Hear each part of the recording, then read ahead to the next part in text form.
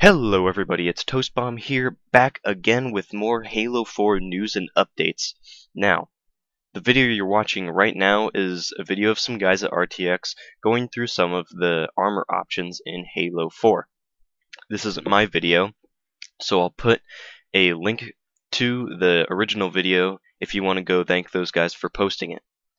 Now, first thing, recently on Twitter, some 343 guys have been posting about multiplayer changes that have happened since E3. The first thing they say is overshield invincibility is gone in the newest build. Now, what they're talking about there is when you would pick up an overshield, this happened in Halo 3 also, you'd have this time of invincibility.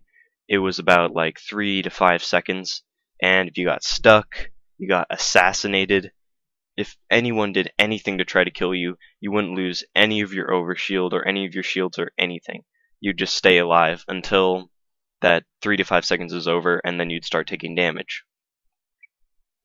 So that's gone in this build. I think that's a pretty good thing, because that is pretty annoying sometimes. If you see a guy pick up overshield and you try to time it so that you start shooting him when that 3 to 5 seconds is over, it's kind of hard to tell, and it just kind of makes things inconsistent, and it's just kind of annoying, and I don't think it should be there, so I'm glad that that is gone.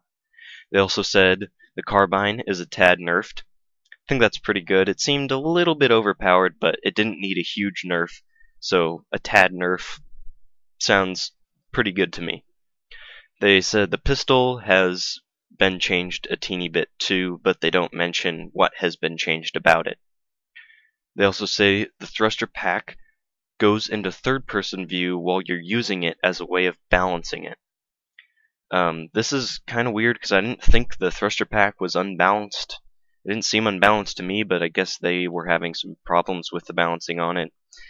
But I never saw anything wrong with it. I hope that going into third person and back into first person isn't very jarring, because it already was a little bit disorienting, seemed like, to use it when it was in first person, because your screen would like blur and your screen would like kind of glow orange, and it was weird. So hopefully maybe even the third person looks better, but we'll have to see. They also mentioned, now this is the biggest thing, that Promethean vision has been nerfed. This is awesome, because it was a little bit overpowered. We don't know the extent of the nerf or what the nerf did. They didn't say anything about that, but as long as it's been nerfed in some sort of way, I think that's a pretty good thing, because it was a bit ridiculous. If you had a team of 4 people all rotating through their Promethean vision, you could basically know where everybody is on the other team on the map 24/7. Like, you'd never not know where everybody is as long as everyone on the team's communicating, and that's just not okay. Also, these changes are not in the Comic-Con build that they're showing off. The Comic-Con build is still the E3 build that we saw before, so nothing new there, but this is just stuff that they're working on at the 343 offices. A few people have also been asking 343 employees in some interviews and stuff like that about aim acceleration. And they said they've been getting some mixed reports on that stuff, but they've said that it's very, very minimal compared to Halo 3/Reach. Now, if you don't know what aim acceleration is, it's when, say, if you snap the right stick all the way to the left, so it instantly just hits the plastic of the controller, you won't see it instantly go up to the maximum rotation speed. It will slowly ramp up to that maximum speed. This wasn't in Halo 2 and it wasn't in Halo 1, but they introduced it into Halo 3, and a lot of people didn't like it because it made your stick movement inconsistent. So when your stick was in a certain area, it wasn't always the exact same amount of rotation speed, which made your shots kind of inconsistent and feel weird. So apparently they're toning that down a little bit, so that's good. Although I do wish that there was an option to turn it off completely.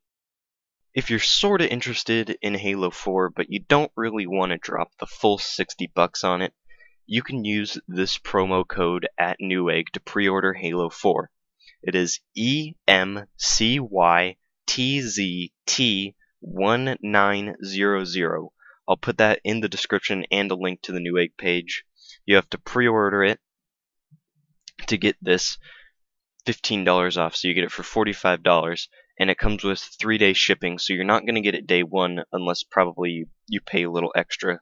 But usually Newegg, I find, is pretty fast about their shipping, so you might get it in 2 days. Now for the last little bits of information that are coming out about Halo 4, we got a screenshot of the color selection for the emblems of Halo 4, and we get a complete 30 colors. Now that's quite a bit. I don't know if that's more than Halo 3, but it seems like a lot. There's a lot of blue colors there. I like blue, so that seems cool for me. We also get a screenshot of the emblem selection. Now, we only get to see one new emblem there, that unicorn with the nunchucks. That looks pretty badass, if you ask me. But we also notice that in the top left, on the top row of the emblems, you can see a little star in those last two. Now I'm thinking this probably means that you unlock emblems as you gain ranks, because they've used that star in a few other things that symbolizes unlocking stuff in Halo 4. Now I think this is pretty cool because you just get more things for leveling up.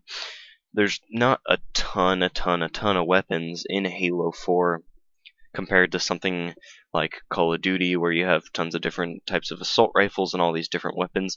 It's much more limited in Halo, so the more things you can unlock, the more exciting the leveling up system will be, because it really wasn't in Reach. There wasn't very many things to unlock, not very much armor, you weren't unlocking weapons, you're just gaining credits that really didn't mean anything after a while.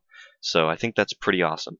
There's also a new ghost boost meter, which that doesn't surprise me. Before it didn't look very complete, so I think that makes sense. And also, girl Spartans have been confirmed in Halo 4, as you can see in this screenshot. Well, that's going to do it for this video. If you liked the video, you can leave a like or a comment. If you really like the video, you can subscribe, because I post new Halo videos every day.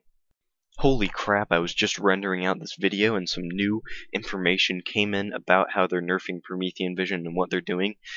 So I canceled the rendering and I'm going to add this on to the end of the video.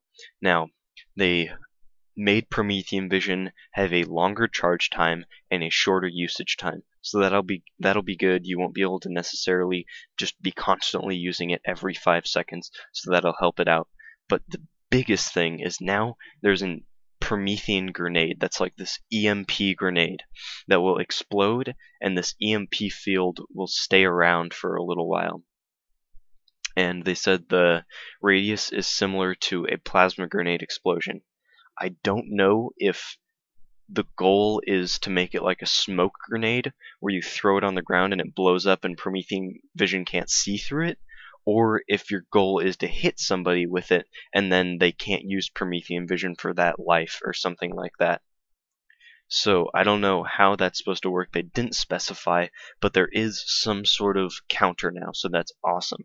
Also, they said that the plasma pistol now does stun/disable vehicles, so that's good. There's one more way to take out vehicles, because I heard that a lot of the big team battle guys in Reach complained about vehicles because there wasn't very many ways to disable them and destroy them and stuff like that, so that will make vehicles hopefully a little less powerful. But this time, that'll actually do it for this video. Thanks for watching, and see you tomorrow.